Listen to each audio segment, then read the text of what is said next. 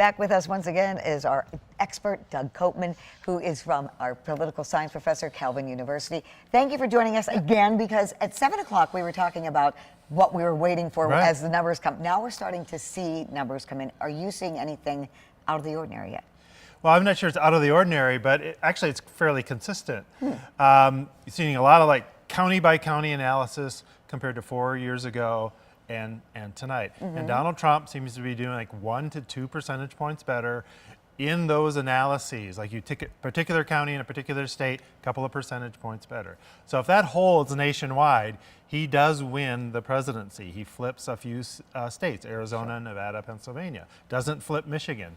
So it'll be interesting to see whether that sort of consistent 2% increase holds throughout the evening. And those counties now are they're 70% of the vote counted or 65% of the vote counted. So it's not all the votes either. But Trump is doing a little bit better, just slightly better than the election that he lost in 2020. So it does seem razor thin and very tight. Let's go to Congress and Senate here in Michigan. We just heard from Mike Rogers. He addressed his supporters at his party in Novi. We have not heard from Melissa Slotkin yet. And Mike Rogers said it might be a while before we know the results. Yeah, there should be a very large flood of votes put in by the clerks in the different counties and in the different jurisdictions around 10:30 or 11 o'clock. They've been able to count some of those absentees or early votes earlier on, and then they want to put that together and then put them out there probably before midnight is what I hear talk. So there is some time, and it does seem to be very, very close. And indeed, and in fact, if Michigan is 2 percentage points better for Trump, Trump still loses Michigan.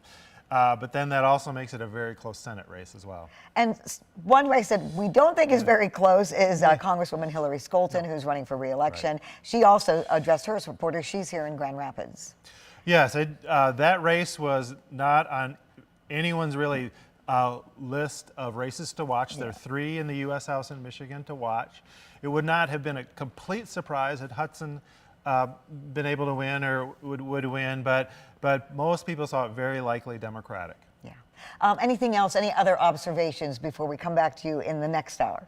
Well, I'm watching the news and reading results, and some of the people on television seem disappointed there's not more controversy. It seems like voting is going very well in most states. Small incidents, but no major incidents, and in particular in Michigan. By this time, 4 years ago, we had activity going on in Detroit. That was of a concern, and there's none of that going on in the state of Michigan, which is really encouraging. Calvin University's Professor Doug Koopman. We'll see you back here in just a little bit.